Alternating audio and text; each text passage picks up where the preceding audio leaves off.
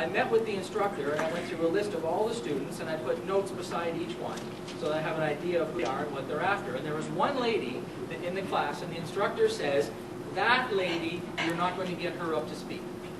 But why not? Because she is absolutely mortified, she's very shy, she's made it very clear she is not going to speak. So the instructor said, worry too much about her. And I said, okay, so I put a little note beside her name. So when the day came, I'm working on the workshop, and we get the people up to do their talks, and they've been assigned some topics that they can choose from. And it comes time for her, and she's sitting at the back of the class with her head down at the desk like this. Her name is Miriam. Beautiful, nice, wonderful young lady. So I said, Miriam, would you like to come up? And she just no, sir. Sir. No, sir. And I said, well, you got the topics, right? You were given the topics? And she said, yes, sir. And I said, well, out of the topics you were given, was there one that was most interesting to you? And she said, yes. I said, which one was that? And she said, it's the one of the worst presentation I ever gave. And so I got her head down. And so I said to her, Miriam, I wasn't able to hear that. Can you say that? And she lifted up her head and she said the same thing. So I started asking her questions, and she's answering the questions, sitting at her desk in the back.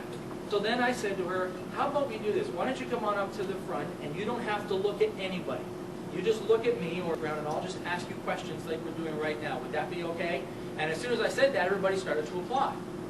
So now she's in front of the class, and we're like this, and she's got her head down, and I'm asking questions, and she's answering them.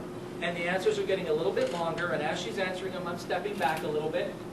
And in about 5 minutes, I'm standing at the back of the room, up like this, and she gets on a roll.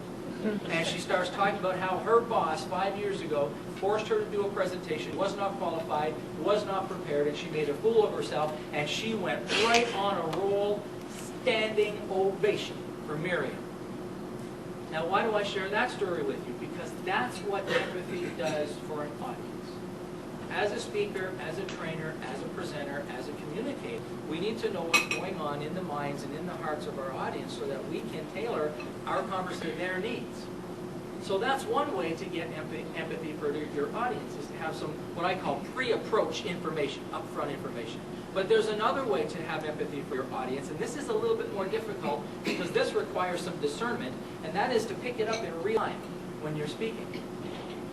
And this is a tough thing for a lot of speakers, because we see a lot of speakers come up to the front, and what they do is they sort of go on their agenda, and they do it at their pace and in their schedule, which is all fine. But a lot of speakers lose the empathetic connection with their audience. Yeah.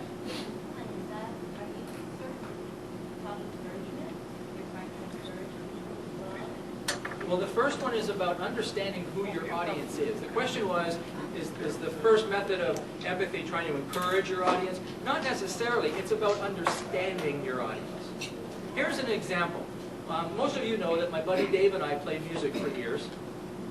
And when we were on the road with the band, when I'd go and see all the other bands, I'd always notice that the bar bands all had a set list on the stage. All the players would have a piece of paper on the stage in front of them with the list of songs that they're going to play in the order that they're going to play them.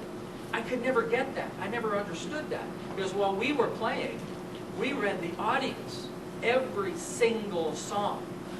And so we're playing, and I'm watching the audience. Are they on the dance floor? Are they nodding their heads? Are they tapping their hands and their feet? Are they talking on their cell phone? What are they doing? How are they feeling? What information am I getting from them? Same when you're a speaker.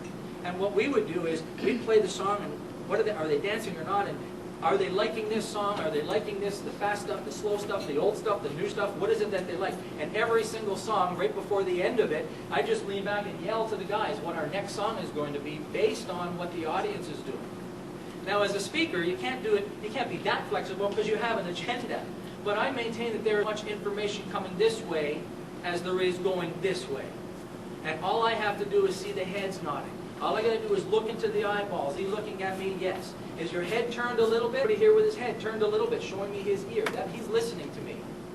Are you shaking your head like this in disagreement? Doesn't matter. I still got your attention.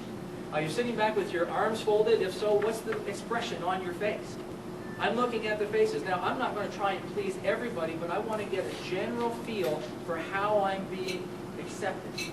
What happens to me, and this might happen to you, and this is the danger of all this, if you love to speak like I do, is sometimes we get on a roll. And I love my own voice. I'll tell you that right now. and I can get on a roll, and I'm going to town, and your head is nodding, and people are into it, you know, and you're laughing at all the right places and all of that, and I'm thinking, I am good. I love what I'm doing. And you know what? I'm going to use all the big words. Okay? I do a workshop called The Science of Self-Image, and I use words like reticular activation system and psycho-cybernetic mechanism. And I use these words because I like to say them, and in my mind I go, I said a big word. All the ladies want to touch my suit. But then when I get into that role, what happens is now I'm losing the empathetic connection, aren't I? And now who is my presentation about? It's all about me. And this is a challenge I have, is I have to bring myself back and make it about you. And so the way I adjust my performance or my presentation is, how deep am I going to go into a topic? And how I decide that is, how much do I think you're ready to receive as an audience? And a lot of speakers will come and they'll tell you everything they know, whether or not you want to hear it. So our challenge as speakers, not just in a room like this, but when we're instructing, when we're training, when we're communicating one-on-one with anybody, we need to be aware of the information that's coming back to us. That's empathy. And as a speaker, if you can be empathetic to your audience, then you're going to be able to speak on their level. So the 5 elements in the SPICE acronym are: S for simplicity. I want to keep that message simple enough that people can receive it.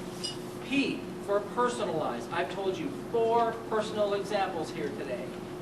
Personalize. It demonstrates I've earned the right to be here and talk about these things. I, intermittent incongruity. Remember that one? Ladies are going to want to touch my suit.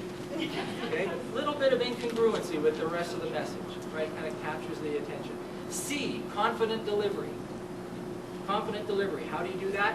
Earn the right to speak, provide the evidence. And E, be empathetic with your audience. If you can deploy the 5 SPICE elements in your commission, that is sensational speaking. Thank you very much.